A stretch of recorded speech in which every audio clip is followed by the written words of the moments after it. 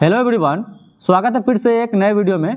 तो दोस्तों, ज्ञान बिंदु का एक करंट अफेयर्स का बुक है, वार्षिकांक है, ठीक है। एक साल का उसमें प्रश्न है जो सेट बाय सेट बनाया गया है, जिसमें टोटल 25 सेट है। तो चलिए आज हम लोग देखेंगे 1 to 5 सेट, 1 to 5 सेट का सॉल्यूशन देखेंगे। तो पहला प्रश्न है कि निम्नलिखित में से किसके द्वारा सुस्वागतम ऑनलाइन पोर्टल जारी किया गया है। ऑप्शन है संस्कृति मंत्रालय, गृह मंत्रालय, उत्तराखंड सरकार और सर्वोच्च न्यायालय। तो यह किया गया है सुस्वागतम ऑनलाइन पोर्टल सर्वोच्च न्यायालय के द्वारा जारी किया गया है। इस पोर्टल का उद्देश्य है कि अदालत परिसर में आगंतुकों के प्रवेश के लिए ऑनलाइन इलेक्ट्रॉनिक्स पास बनाना है, ठीक है। तो चलिए कुछ और जान लेते हैं। जैसे ई केयर पोर्टल जो लॉन्च किया है स्वास्थ्य और परिवार कल्याण मंत्रालय किया है। चैंपियन 2.0 पोर्टल केंद्रीय MSME मंत्रालय के द्वारा जारी किया गया है। संचार साथी एक पोर्टल है, यह केंद्रीय संचार मंत्रालय के द्वारा जारी किया गया है। हिम डाटा जो पोर्टल है यह हिमाचल प्रदेश के द्वारा शुरू किया गया है। प्रवाह पोर्टल है, यह केंद्रीय रिजर्व बैंक के द्वारा जारी किया गया है। एक है साथी मोबाइल ऐप एवं पोर्टल है, यह कृषि मंत्रालय के द्वारा जारी किया गया है। चलिए अगला प्रश्न देखते हैं कि भारत में राष्ट्रीय आय का आंकड़ा यानी डेटा निम्नलिखित में से कौन सा कार्यालय या संस्थान जारी करता है। राष्ट्रीय आय का आंकड़ा ऑप्शन है NSSO, CSO, वित्त मंत्रालय और राष्ट्रीय सांख्यिकी कार्यालय। तो भारत में राष्ट्रीय आय का आंकड़ा राष्ट्रीय सांख्यिकी कार्यालय के द्वारा किया जाता है। इससे पहले राष्ट्रीय सांख्यिकी कार्यालय से पहले CSO के द्वारा जारी किया जाता था। CSO की स्थापना 2 मई 1951 ईस्वी में जारी हुआ था। बाद में क्या हुआ कि 23 मई 2019 को भारत सरकार ने NSSO और CSO दोनों को विलय करके राष्ट्रीय सांख्यिकी कार्यालय बना दिया। और आपसे पूछे कि NSSO का स्थापना कब हुआ था, तो 1950 और CSO का 1951, दोनों को 2019 में विलय करके राष्ट्रीय सांख्यिकी कार्यालय नाम दे दिया गया। चलिए अगला प्रश्न है कि निम्नलिखित में से किस देश में विश्व एशियाई खेल का आयोजन किया जाएगा। तो विश्व एशियाई खेल जो होगा यह 2026 में होगा। विश्व एशियाई खेल 2026 में यह कहाँ होगा, तो जापान के नागोया शहर में होगा। याद रखिएगा 2026 विश्व एशियाई खेल। और अभी जो हुआ है 19वां से पूछ दे, 19वां का था 2022 में। दोस्तों देखिए कंफ्यूजन नहीं होना था 22 में, लेकिन स्थगित करके इसको 2023 में किया गया है। चीन के झांगहू में हुआ है, ठीक है। और अब 20वां होगा जापान के नागोया में, 21वां 2030 में दोहा कतर में होगा और 22वां 2034 में रियाद सऊदी अरब में होगा। अगला प्रश्न है कि वर्तमान में बिहार के राज्यपाल कौन है। तो वर्तमान में बिहार के राज्यपाल राजेंद्र विश्वनाथ अरलेकर है। अगला प्रश्न है कि भारत में पारंपरिक तौर पर हरिद्वार, प्रयागराज, नासिक तथा उज्जैन में कुंभ मेला का आयोजन किया जाता है। उपयुक्त के अतिरिक्त निम्नलिखित में से किस अन्य स्थान पर कुंभ मेला का आयोजन फरवरी 2023 में किया गया। तो यह किया गया था बांसबेरिया, पश्चिम बंगाल में किया गया था। कुछ इतिहासकारों का मानना है कि त्रिवेणी कुंभ जो 700 वर्ष पहले आयोजित हुआ था, लेकिन बाहरी आक्रमणों के कारण बंद कर दिया गया था। 2022 में इसे पुनर्जीवित किया गया, इसलिए बांसबेरिया पश्चिम बंगाल में 2023 में कुंभ मेला का आयोजन किया गया। अगला प्रश्न है कि बत्तख की चोंच वाले डायनासोर प्रजाति के अवशेष निम्नलिखित में से किस देश में मिला है। बत्तख की चोंच जो होता है ना वाले डायनासोर प्रजाति के अवशेष मिले हैं, यह चिली देश में मिला है, चिली में। और चिली के एक पैंटागोनिया क्षेत्र में मिला है। यह अवशेष लगभग 72 मिलियन वर्ष पुराना है। और डायनासोर पृथ्वी पर करीब 23 करोड़ साल पहले विकसित हुए थे, जिसको मेसोजोइक युग कहा जाता है, मेसोजोइक युग, और इसे डायनासोर का युग भी कहा जाता है। अगला प्रश्न है कि कार्बन सीमा समायोजन तंत्र किस संगठन द्वारा विकसित किया गया है। कार्बन सीमा समायोजन तंत्र किस संगठन द्वारा विकसित किया गया है। तो यह किया गया है यूरोपीय संघ के द्वारा। कार्बन सीमा समायोजन तंत्र किस संगठन द्वारा विकसित किया गया है, तो यूरोपीय संघ के द्वारा किया गया है। और यूरोपीय संघ के बारे में जान लेते हैं कि इसका स्थापना 1958 ईस्वी में हुआ था, 1958 ईस्वी में हुआ था। और यूरोपीय संघ का जो मुख्यालय है ब्रुसेल्स बेल्जियम में है। और संयुक्त यूरोपीय मुद्रा यूरो का प्रचलन जो हुआ है 2002 से हुआ है। अगला प्रश्न है कि वर्ष 2021 का गांधी शांति पुरस्कार निम्नलिखित में से किसे प्रदान किया गया है। 2021 का गांधी शांति पुरस्कार यह मिला है गीता प्रेस गोरखपुर को, गीता प्रेस गोरखपुर को। और गीता प्रेस गोरखपुर की स्थापना 1923 ईस्वी में हुआ था, 1923 ईस्वी में।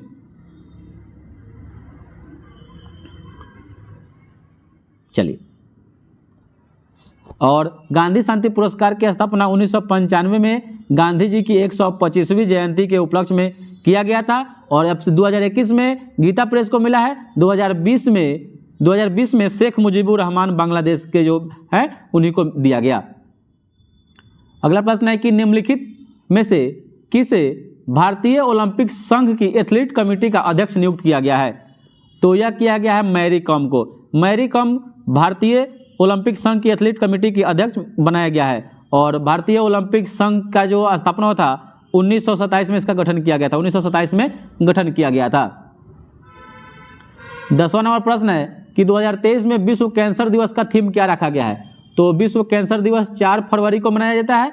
और इसका जो थीम रखा गया है 2023 में क्लोज द केयर गैप रखा गया है, क्लोज द केयर गैप रखा गया है, close the care gap. Option number A सही हो जाएगा।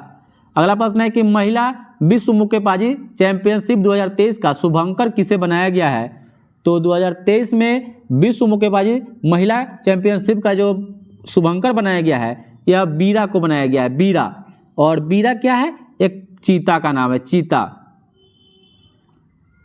और इसका आयोजन कहाँ होगा, महिला विश्व मुक्केबाजी चैंपियनशिप, तो यह दिल्ली में किया गया, इसका नई दिल्ली में इसका आयोजन किया गया। अगला प्रश्न है कि MQ9 समाचारों की सुर्खियों में रहा है, यह क्या है। MQ9 यह एक प्रकार का मानव रहित हवाई वाहन है, मानव रहित, इसमें कोई मानव नहीं रहेगा, हवाई वाहन है, मानव रहित हवाई वाहन। अगला प्रश्न है कि निम्नलिखित में से किस देश के साथ भारत द्वारा हरिमौ शक्ति सैन्य अभ्यास किया गया। निम्नलिखित में से किस देश के साथ भारत द्वारा हरिमौ शक्ति सैन्य अभ्यास किया गया। तो यह किया गया मलेशिया देश के साथ, मलेशिया देश के साथ किया गया। और अगला प्रश्न है कि वर्ष 2026 का ICC पुरुष T20 विश्व कप का आयोजन किन 2 देशों में किया जाएगा। तो यह किया जाएगा भारत तथा श्रीलंका, भारत और श्रीलंका में। तो पुरुष T20 विश्व कप 2024 में कहाँ होगा। तो 2024 में अमेरिका और वेस्ट इंडीज में होगा, अमेरिका और वेस्ट इंडीज में। 2026 में भारत और श्रीलंका में। 2028 में ऑस्ट्रेलिया और न्यूजीलैंड, ऑस्ट्रेलिया और न्यूजीलैंड। और 2030 में कहाँ होगा। तो इंग्लैंड, आयरलैंड और स्कॉटलैंड में। और अगला प्रश्न है कि निम्नलिखित में से किसके द्वारा परीक्षा संगम पोर्टल जारी किया गया। परीक्षा संगम पोर्टल किसके द्वारा जारी किया गया है। तो यह जारी किया गया CBSE के द्वारा, CBSE के द्वारा जारी किया गया परीक्षा संगम पोर्टल, जो 10वीं और 12वीं परीक्षा से संबंधित जानकारी उपलब्ध कराना है। अगला प्रश्न है कि केरल राज्य का नाम बदलकर निम्नलिखित में से क्या करने को प्रस्तावित किया गया है। केरल राज्य का नाम बदलने के लिए प्रस्तावित है, तो इसका नाम किया जाएगा केरलम, केरलम कर दिया जाएगा। और केरल का पुराना नाम चिरलम था, केरल का पुराना नाम चिरलम था, चिरलम, केरल का पुराना नाम क्या था, चिरलम था। अगला प्रश्न है कि श्रीनगर के डल झील में देश का पहला तैरता हुआ आई हैव स्पेस स्टोर किसने लॉन्च किया है। श्रीनगर के डल झील में देश का पहला तैरता हुआ आई हैव स्पेस स्टोर किसने लॉन्च किया है। तो ऑप्शन है जियो मार्ट, फ्लिपकार्ट, अमेजन, भारत सरकार। तो इसका सही उत्तर हो जाएगा अमेजन, इसका सही उत्तर अमेजन हो जाएगा। चलिए अगला प्रश्न है कि उच्च शिक्षण संस्थानों की इंडिया रैंकिंग्स 2023 में किस IIT ने वास्तुकला श्रेणी में प्रथम स्थान हासिल किया है। तो इसका सही उत्तर हो जाएगा IIT रुड़की। उच्च शिक्षण संस्थानों में इंडिया रैंकिंग 2023 में IIT रुड़की वास्तुकला श्रेणी में प्रथम स्थान हासिल किया है। और वहीं आपसे पूछ दे कि समग्र श्रेणी में, तो IIT मद्रास, समग्र श्रेणी में IIT मद्रास यह लगातार 5वीं बार किया है। और विश्वविद्यालय की श्रेणी में IISc बेंगलुरु भारतीय विज्ञान संस्थान, इंजीनियरिंग क्षेत्र में आपका IIT मद्रास किया है, इंजीनियरिंग क्षेत्र में भी। प्रबंधन श्रेणी में IIM अहमदाबाद, चिकित्सा के श्रेणी में एम्स दिल्ली, और इनोवेशन के श्रेणी में IIT कानपुर, इनोवेशन के संबंध में, इनोवेशन के संबंध में, और कॉलेज श्रेणी में मिरांडा हाउस। चलिए सेट नंबर 2 स्टार्ट करते हैं। पहला प्रश्न है कि निम्नलिखित में से किस राज्य की शिल्प कला गोंड पेंटिंग को GI टैग दिया गया है? ऑप्शन है बिहार, झारखंड, उत्तर प्रदेश, मध्य प्रदेश। तो इसका सही उत्तर हो जाएगा मध्य प्रदेश को। और मध्य प्रदेश के अभी राज्यपाल हैं मंगू भाई छगन भाई पटेल हैं। वहाँ विधानसभा सीटों की संख्या 230 है, लोकसभा सीटों की संख्या 29 है, और राज्यसभा सीटों की संख्या 11 है। अगला प्रश्न है कि प्रदर्शन ग्रेडिंग इंडेक्स PGI 2.0 किस मंत्रालय द्वारा जारी किया गया है? तो प्रदर्शन ग्रेडिंग इंडेक्स जारी किया गया है, यह शिक्षा मंत्रालय के द्वारा जारी किया गया है, शिक्षा मंत्रालय के द्वारा जारी किया गया है। चलिए अगला प्रश्न है कि भारत में पहली बार किस शहर की पुलिस द्वारा पुलिस ड्रोन यूनिट लॉन्च किया गया है? तो यह किया गया है चेन्नई के द्वारा। और ग्रेटर चेन्नई पुलिस ने तमिलनाडु में हवाई निगरानी के लिए भारत में पहली बार पुलिस ड्रोन यूनिट को लॉन्च किया है। अगला प्रश्न है कि भारत का पहला अंतर्राष्ट्रीय क्रूज पोत MV एक्सप्रेस निम्न में से किस देश की पहली यात्रा पर गया है? अंतर्राष्ट्रीय क्रूज पोत MV एक्सप्रेस निम्न में से किस देश की पहली यात्रा पर गया है? तो यह गया है श्रीलंका की यात्रा पर, श्रीलंका की यात्रा पर गया है। और वर्ष 2023 में टेम्पल्टन पुरस्कार निम्नलिखित में से किसको दिया गया है? तो टेम्पल्टन पुरस्कार जो दिया गया है वह एडना अदन इस्माइल को दिया गया है। और एडना अदन इस्माइल सोमालीलैंड को दिया गया है, सोमालीलैंड को दिया गया है। और एडना अदन इस्माइल इस पुरस्कार से सम्मानित किए जाने वाले 53 व्यक्ति हैं। और टेम्पल्टन पुरस्कार की स्थापना अमेरिकी उद्यमी जॉन मार्क्स टेम्पल्टन के द्वारा 1972 ईस्वी में किया गया था। और 1973 में टेम्पल्टन पुरस्कार पहली बार मदर टेरेसा को दिया गया था, 1973 में मदर टेरेसा को दिया गया था। अगला प्रश्न है कि विश्व एथलेटिक्स चैंपियनशिप 2024 का आयोजन निम्नलिखित में से किस देश में किया जाएगा? विश्व एथलेटिक्स चैंपियनशिप 2024 का आयोजन किस देश में किया जाएगा? तो यह किया जाएगा यूके के ग्लासगो में किया जाएगा, ग्लासगो में किया जाएगा 2024 में। अगला प्रश्न है कि हाल ही में बिंदेश्वरी पाठक का निधन हो गया है, वे किस क्षेत्र से संबंधित थे? तो बिंदेश्वरी पाठक का निधन हो गया है, वह सामाजिक कार्यकर्ता थे और भारत में वे सुलभ टॉयलेट मैन ऑफ इंडिया के नाम से जाने जाते थे। और सुलभ इंटरनेशनल जिसका स्थापना 1970 में हुआ था, बिंदेश्वरी पाठक ने ही किए थे। चलिए अगला प्रश्न है कि 1 ट्रिलियन बाजार पंजीकरण तक पहुंचने वाली पहली भारतीय विमानन कंपनी कौन बन गई है? 1 ट्रिलियन, तो 1 ट्रिलियन बाजार पंजीकरण तक पहुंचने वाली पहली जो कंपनी बन गई है भारतीय विमानन कंपनी, उसका नाम है इंडिगो बन गया है। अगला प्रश्न है कि वित्त वर्ष 2022-23 अप्रैल सितंबर में किस क्षेत्र में सबसे ज़्यादा प्रत्यक्ष विदेशी निवेश प्राप्त हुआ है? तो यह हुआ है कंप्यूटर सॉफ्टवेयर और हार्डवेयर में, अगला प्रश्न है कि विश्व बैंक के एक रिपोर्ट के अनुसार वर्ष 2022 में भारत में कितना बिलियन अमेरिकी डॉलर धन प्रेषण के रूप में प्राप्त किया गया है? तो यह किया गया है 111.2 बिलियन डॉलर, 111.2 बिलियन डॉलर किया गया है। और धन प्रेषण का अर्थ क्या होता है? जब कोई प्रवासी अपने मूल देश में बैंक, डाकघर या ऑनलाइन ट्रांसफर के माध्यम से पैसा भेजता है। और धन प्रेषण पर विश्व बैंक द्वारा रिपोर्ट जारी की जाती है। अगला प्रश्न है कि निम्नलिखित में से कौन सऊदी अरब की पहली महिला अंतरिक्ष यात्री है? सऊदी अरब की, तो यह है रेयाना बरनावी। चलिए अगला प्रश्न है कि हाल ही में मलेशिया के प्रधानमंत्री कौन बने हैं? तो हाल ही में मलेशिया के प्रधानमंत्री अनवर इब्राहिम बने हैं, अनवर इब्राहिम बने हैं। अगला प्रश्न है कि निम्नलिखित में से कौन राजा राजा राममोहन राय राष्ट्रीय पुरस्कार 2023 का विजेता है? तो यह दिया गया है ए के प्रसाद को राजा राममोहन राय राष्ट्रीय पुरस्कार से सम्मानित किया गया है। वहीं सुदीप सेन, शोभना कुमार और संजय के रॉय को रविंद्रनाथ टैगोर साहित्य पुरस्कार दिया गया है। चलिए अगला प्रश्न है कि निम्नलिखित में से कौन सा देश नेत्रहीनों के तीसरे T20 विश्व कप में उप विजेता रहा है? उप विजेता, तो इसका सही उत्तर हो जाएगा बांग्लादेश।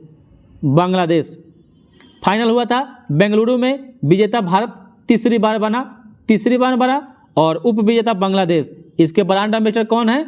युवराज सिंह। ब्रांड एम्बेसडर युवराज सिंह हैं। और नेत्रहीनों के लिए चौथा T20 विश्व कप 2023 पाकिस्तान में आयोजित किया जाएगा। अगला प्रश्न है कि निम्नलिखित में से किस राज्य सरकार द्वारा भगवान बिरसा मुंडा सड़क योजना की शुरुआत की गई है? तो भगवान बिरसा मुंडा की सड़क योजना की शुरुआत महाराष्ट्र सरकार के द्वारा किया गया है, महाराष्ट्र सरकार के द्वारा। अगला प्रश्न है कि संयुक्त राष्ट्र जैव विविधता ने कवक के महत्व को उजागर करने के लिए कौन सा अभियान शुरू किया है? कवक के महत्व को, तो यह किया है फूंगा अभियान। फूंगा अभियान किया है, फूंगा अभियान।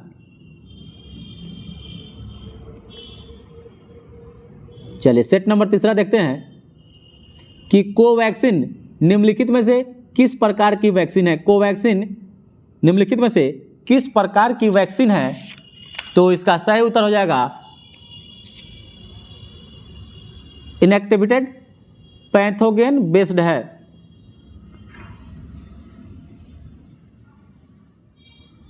चलिए अगला प्रश्न है कि मिस वर्ल्ड 2023 जिसका 71वां संस्करण हुआ है का आयोजन भारत के किस शहर में किया जाएगा?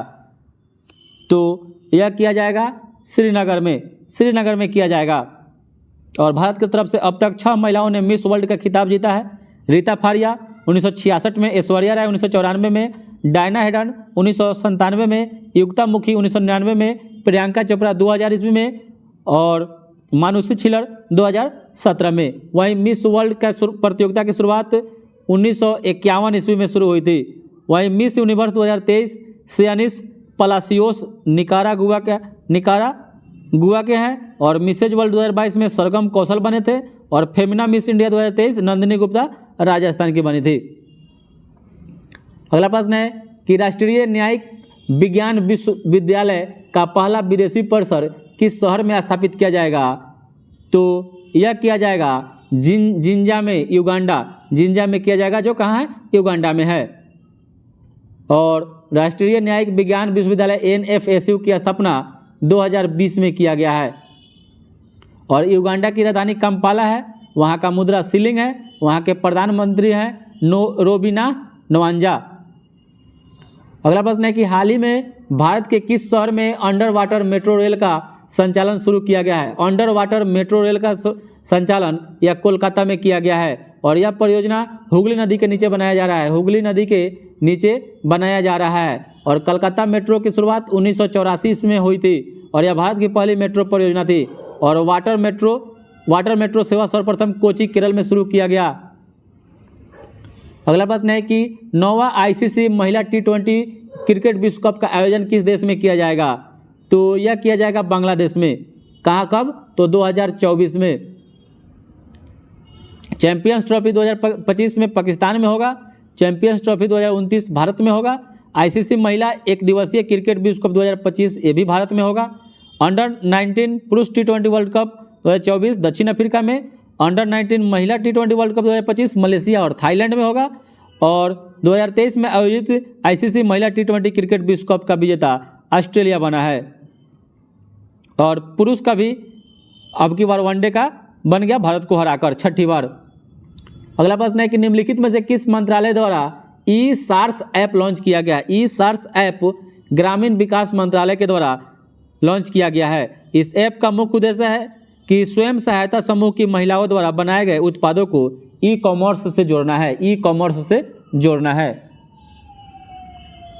अगला प्रश्न है कि निम्नलिखित में से किस मेट्रो द्वारा कार्बन लाइट मेट्रो ट्रेवल नामक पहल की शुरुआत की गई है। कार्बन लाइट मेट्रो ट्रेवल नामक पहल की शुरुआत की गई है, तो यह किया गया है दिल्ली मेट्रो के द्वारा, दिल्ली मेट्रो के द्वारा। अगला प्रश्न है कि निम्नलिखित में से किसको बायजूस का ब्रांड एम्बेसडर बनाया गया है। तो बायजूस का ब्रांड एम्बेसडर लियोनल मेसी को बनाया गया है, लियोनल मेसी को बनाया गया है। बायजूस के ब्रांड एम्बेसडर लियोनल मेसी, जो फुटबॉल के लिए बनाया गया है, फुटबॉल के खिलाड़ी हैं, सॉरी। अगला प्रश्न है कि बिहार के किस महिला को स्वच्छ सुजल शक्ति सम्मान पुरस्कार 2023 मिला है। बिहार के किस महिला को, तो यह मिला है बबीता गुप्ता को। बबीता गुप्ता को स्वच्छ सुजल शक्ति सम्मान 2023 से सम्मानित किया गया है। और बिहार के गायत्री गुप्ता को फ्लोरेंस नाइटिंगेल अवार्ड 2023 से सम्मानित किया गया है। गायत्री गुप्ता को, निशी कुमारी और सौरभ सुमन को राष्ट्रीय शिक्षक पुरस्कार 2022 से सम्मानित किया गया है। और जल शक्ति मंत्रालय के तहत राष्ट्रपति द्रौपदी मुर्मू ने 36 महिलाओं को स्वच्छ सुजल शक्ति प्रदान 2023 किया है। चलिए अगला प्रश्न है कि वर्ष 2023 में जारी राज्य ऊर्जा दक्षता सूचकांक 2021-22 में निम्नलिखित में से कौन सा राज्य फ्रंट रनर श्रेणी में शामिल नहीं है। ऑप्शन है महाराष्ट्र, कर्नाटक, राजस्थान, तेलंगाना। तो यह महाराष्ट्र इसमें शामिल नहीं है। चलिए अगला प्रश्न है कि केंद्रीय बजट 2023-24 के अनुसार 9 से 12 लाख रुपए वार्षिक आय पर कितना प्रतिशत व्यक्ति आयकर सुनिश्चित किया गया है। तो 9 से जो 12 लाख है, 9 से 12 लाख, उसमें 15% रखा गया है, 15% रखा गया है। चलिए और जान लेते हैं, जैसे 0 से 3 लाख रुपया होगा तो उसमें शून्य, मतलब कोई परसेंट नहीं लगेगा, 0%। वहीं आपका 3 से 6 लाख होगा तो आपको 5% देना होगा टैक्स। 6 से 9 होगा तो 10%, 9 से 12 होगा तो 15%, 12 से 15 होगा तो 20%, और 15 लाख से ऊपर होगा तो 30%। अगला प्रश्न है कि पावर फाइनेंस कॉर्पोरेशन लिमिटेड की पहली महिला अध्यक्ष और प्रबंधक निर्देशक कौन बनी है।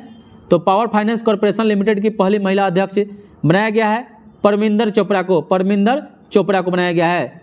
अगला प्रश्न है कि वर्ष 2022 में विश्व एड्स दिवस जो 1 दिसंबर को मनाया जाता है, इसका थीम क्या रखा गया है। तो इसका थीम रखा गया है इक्वलाइज। क्या रखा गया है, इक्वलाइज रखा गया है। और एड्स का पूर्ण रूप होता है एक्वायर्ड इम्यूनो डिफेंसिव सिंड्रोम, और एड्स विषाणु से फैलने वाली एक प्रकार की बीमारी है।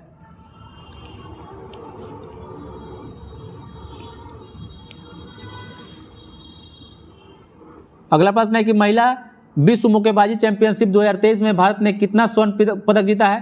महिला विश्व मुक्केबाजी चैंपियनशिप में तो यह 4 स्वर्ण पदक जीता है, 4 स्वर्ण पदक। यह महिला विश्व मुक्केबाजी चैंपियनशिप का 13वां संस्करण था, नई दिल्ली में इसका आयोजन हुआ था। इसमें भारत ने 4 गोल्ड मेडल जीता। जैसे जो नीतू घनसास ने 48 kg भार वर्ग में स्वर्ण पदक, स्वीटी बुरा 81 kg में भार वर्ग में स्वर्ण पदक, लवलीना बरगोहेन 75 kg में, और निकहत जरीन 50 kg में।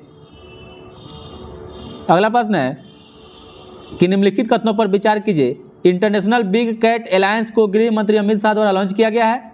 इंटरनेशनल बिग कैट अलायंस विश्व के 8 बड़े कैट्स के लिए बनाया गया है। तो इसका सही उत्तर हो जाएगा 1 और 2 दोनों, ना तो 1 और ना ही 2। और इंटरनेशनल बिग कैट अलायंस को प्रधानमंत्री मोदी के द्वारा लॉन्च किया गया है। और यह 8 बड़े नहीं, यह इंटरनेशनल बिग कैट अलायंस विश्व के 7 बड़े कैट्स के लिए शुरू किया गया है। और विश्व के 7 बड़े कैट्स कौन कौन है। तो बाघ है, शेर है, तेंदुआ है, हिम तेंदुआ है, पहाड़ी बिलाव है, जैगुआर है और चीता है। और अगला प्रश्न है कि हालिया दिनों में भारत में दुग्ध और दुग्ध उत्पादों के 2 प्रमुख ब्रांड अमूल और नंदिनी के बीच विवाद उत्पन्न हो गया। तो नंदिनी किस राज्य का दुग्ध ब्रांड है। तो नंदिनी या कर्नाटक का है, अमूल गुजरात का है, अमूल गुजरात का है। चलिए चौथा सेट शुरू करते हैं। पहला प्रश्न है कि 36वां एशियाई कुश्ती चैंपियनशिप 2023 में निम्नलिखित में से कौन सा एकमात्र भारतीय खिलाड़ी है जो स्वर्ण पदक जीता है। ऑप्शन है मोहित कुमार, अमित पंघाल, दीपक पुनिया, अमन सहरावत। तो इसका सही उत्तर हो जाएगा अमन सहरावत। और 36वां एशियाई कुश्ती चैंपियनशिप, इसका आयोजन कजाकिस्तान में हुआ था, कजाकिस्तान में हुआ था। और भारत का स्थान 7वां था, भारत का स्थान 7वां, और भारत कुल 14 पदक जीता कुश्ती में। अगला प्रश्न है कि तीसरा विश्व हिंदू सम्मेलन का आयोजन नवंबर 2023 में कहाँ किया जाएगा? तो तीसरा विश्व हिंदू सम्मेलन 2023 का जो आयोजन होगा यह बैंकॉक में होगा, थाईलैंड बैंकॉक में। अगला प्रश्न है कि प्रोजेक्ट 17A के तहत निर्मित 7वें और अंतिम युद्ध पोत का नाम क्या है? तो इसका नाम है महेंद्रगिरी। क्या है? महेंद्रगिरी है। और इस युद्ध पोत का नाम उड़ीसा में स्थित पूर्वी घाट की एक पर्वत श्रृंखला के नाम पर रखा गया है। अगला प्रश्न है कि HDFC बैंक ने एप्लीकेशन पोर्टफोलियो और डेटा परिदृश्य को आधुनिक बनाने के लिए निम्न में से किसके साथ साझेदारी किया है? तो यह किया है माइक्रोसॉफ्ट के साथ। और अगला प्रश्न है कि हाल ही में हर घर तिरंगा अभियान अगस्त माह में कब से कब तक चलाया गया? तो अगस्त माह में यह चलाया गया था 13 से 15 अगस्त तक, 13 से 15 अगस्त तक चलाया गया था। और इस अभियान का उद्देश्य था कि व्यक्तियों को अपने आवास पर गर्व से राष्ट्रीय ध्वज प्रदर्शित करने के लिए प्रेरित करना।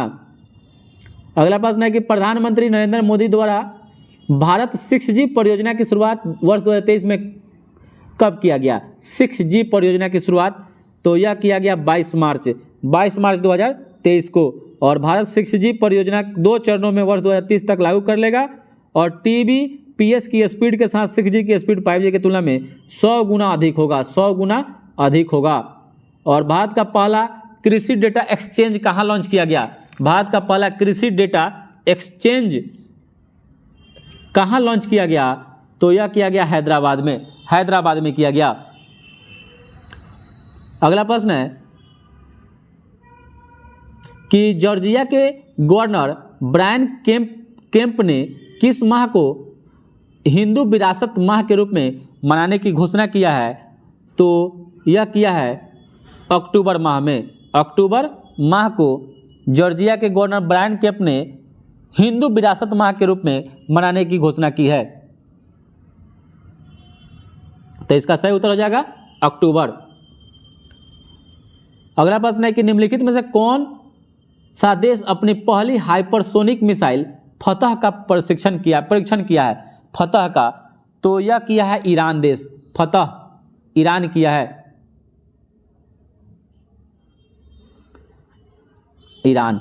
चलिए अगला प्रश्न है कि निम्नलिखित में से किस टाइगर रिजर्व में प्रतिवर्ष बेलादू कुंपे मंदिर उत्सव मनाया जाता है? बेलादू कुंपे उत्सव है मनाया जाता है। तो यह मनाया जाता है बांदीपुर में। बांदीपुर कहाँ है? कर्नाटक में है। चलिए अगला प्रश्न है कि हाल ही में सुर्खियों में रही चराइदेव मोई डैम्स रॉयल बरियल साइट्स किस राज्य में है? चराइदेव मोई डैम्स रॉयल बरियल साइट्स किस राज्य में है? तो यह आपका असम राज्य में है।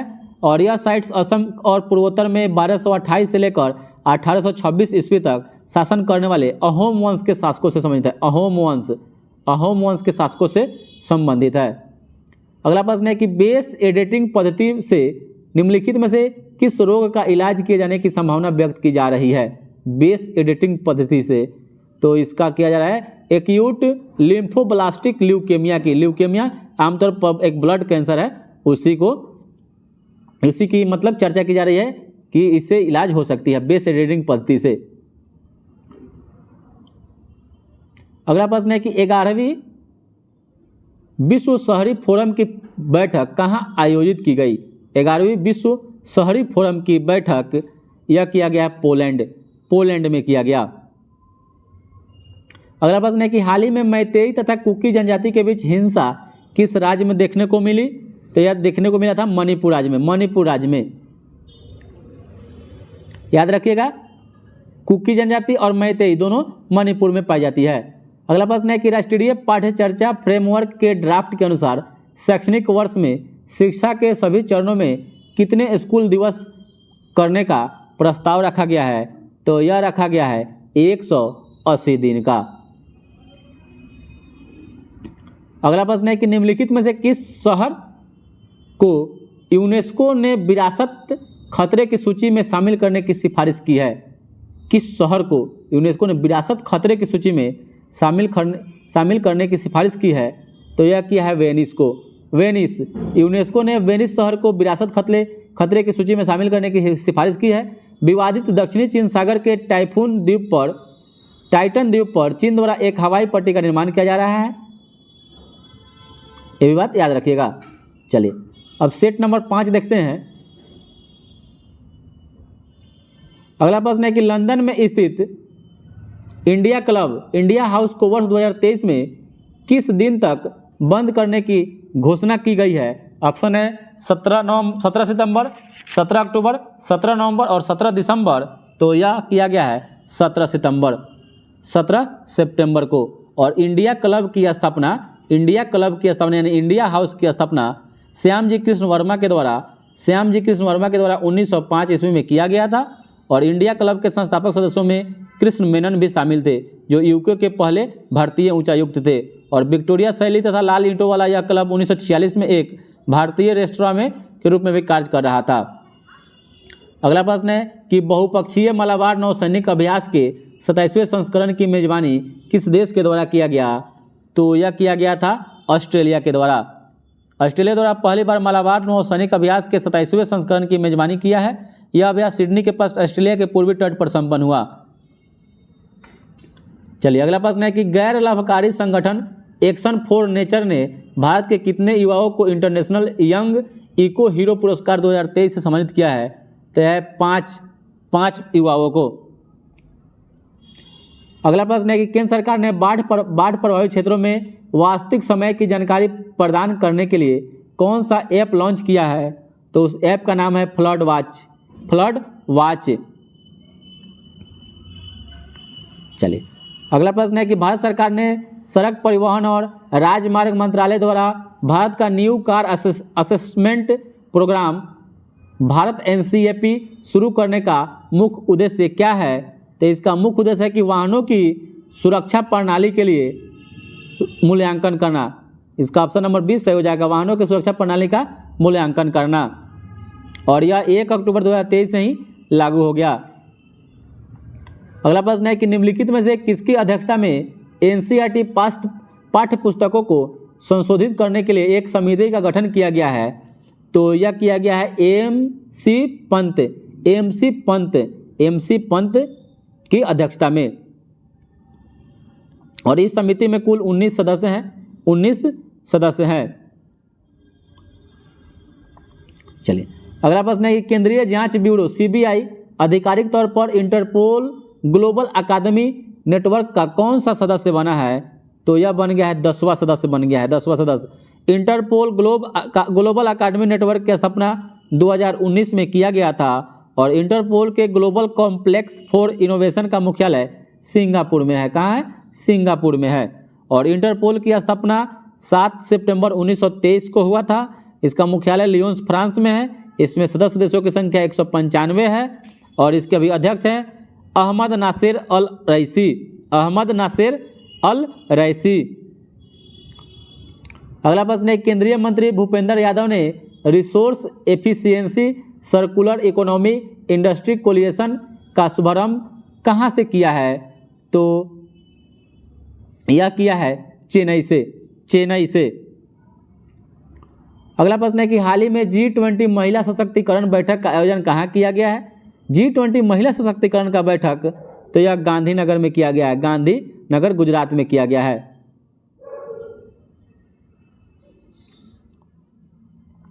अगला प्रश्न है कि निम्नलिखित में से किस राज्य द्वारा जल पर्यटन और साहसिक खेल नीति 2023 को मंजूरी दी गई है? जल पर्यटन और साहसिक खेल नीति 2023 को मंजूरी दी गई है। तो यह दिया गया है उत्तर प्रदेश के द्वारा। और अगला प्रश्न है कि निम्नलिखित में से किस राज्य या केंद्र शासित प्रदेश का सर्वाधिक क्षेत्र वनाच्छादित है? तो यह इसका हो जाएगा option number A Mizoram.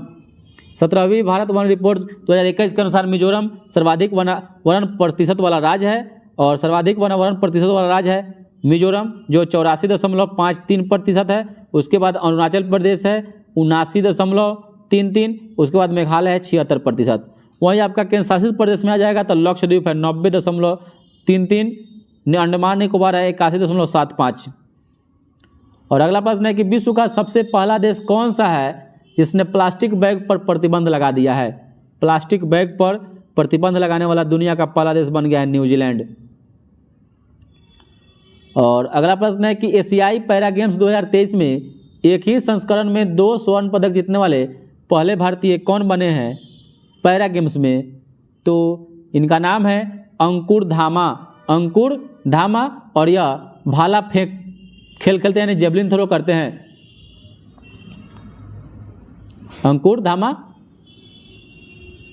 Sorry, जो अंकुर धामा है यह धावक है, ठीक है। इन्होंने 2 स्वर्ण पदक 1500 मीटर और 5000 मीटर में जीता है। वहीं आपका सुमित अंतिल जो है यह भाला फेंक में स्वर्ण पदक जीता है और सुंदर सिंह गुर्जर भी भाला फेंक में स्वर्ण पदक जीता है। और अरुणा तंवर ने पैरा ताइक्वांडो में पदक जीता है। अगला प्रश्न है कि हाल ही में वैश्विक कर चोरी रिपोर्ट 2024 किसके द्वारा जारी की गई है? तो यह किया गया है यूरोपीय संघ के द्वारा। यूरोपीय संघ के द्वारा। अगला प्रश्न है कि हाल ही में भारत में सकल मूल्य वर्धित जीवीए के त्रैमासिक और वार्षिक अनुमान किस संस्था के द्वारा जारी किया गया है? तो इसका नाम है राष्ट्रीय सांख्यिकी कार्यालय NSO के द्वारा। और अगला प्रश्न है कि निम्न राज्यों में से कौन सा राज्य भारत में सर्वाधिक पवन ऊर्जा का उत्पादन करता है? तो पवन ऊर्जा का सर्वाधिक उत्पादन इनमें से ऑप्शन नंबर बी हो जाएगा, गुजरात हो जाएगा। पवन ऊर्जा का सर्वाधिक उत्पादन गुजरात करता है। और अगला प्रश्न है कि निम्नलिखित में से किस मंत्रालय के द्वारा 13 टास्क फोर्स नामक टास्क फोर्स का गठन किया गया है? तो यह किया गया है इस्पात मंत्रालय के द्वारा। इस्पात मंत्रालय, ठीक है। चलिए अगला प्रश्न है कि लखपति दीदी योजना के तहत कितने करोड़ महिलाओं को लखपति दीदी बनाने का लक्ष्य रखा गया है? तो यह है 2 करोड़ महिलाओं को लखपति बनाने का यह लक्ष्य रखा गया। इस योजना की घोषणा प्रधानमंत्री ने 77वें स्वतंत्रता दिवस के संबोधन में किया था। और अगला प्रश्न है कि हाल ही में अमेजन सहयोग संधि संगठन शिखर सम्मेलन का आयोजन ब्राजील के किस शहर में किया गया? तो यह किया गया है बेलम शहर में, ब्राजील के बेलम शहर में किया गया। और अमेजन सहयोग संधि संगठन की स्थापना 1978 ईस्वी में हुआ था और इस संगठन का सचिवालय 2002 में ब्रासिलिया में स्थापित किया गया। तो दोस्तों आज के लिए इतना ही। वीडियो अच्छा लगे तो लाइक और सब्सक्राइब कर दीजिएगा, चैनल को सब्सक्राइब कर दीजिएगा और ज़्यादा से ज़्यादा हो जाए